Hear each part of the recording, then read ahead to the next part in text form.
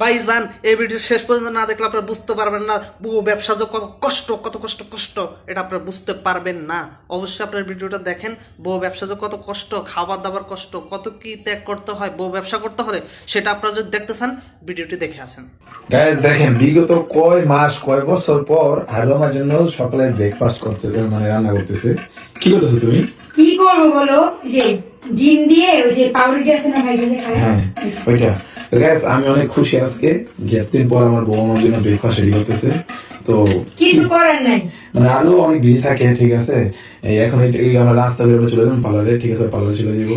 সারাদিন সকাল 9টা বাজে যাই, রাতে 9টা বাজে আসি। তো আরো জন্য সবাই দোয়া করবেন আমার জন্য।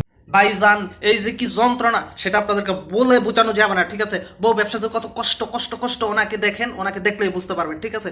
উনি সকালবেলা নাস্তা খাইতে পারেন না, ওনার কত কষ্ট আপনি বুঝতে পারতেছেন। বউ ব্যবসা যে আপনারা সবাই করতে যান, বউ ব্যবসা কি করা এত এত সোজা মনে করছেন আপনারা?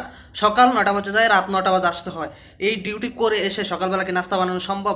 আর যে হাজব্যান্ড, ওনার তো খাওয়ার কোনো রুচিই থাকে না, কারণ এত কাস্টমার মানে বলার বাহিরে সে যে কতটা কষ্ট করে ভাই, সেটা আপনারা আপনারা বলতে পারবেন না। সে যে কতটা কষ্ট করে আপনারা বুঝতে পারবেন না, ঠিক আছে।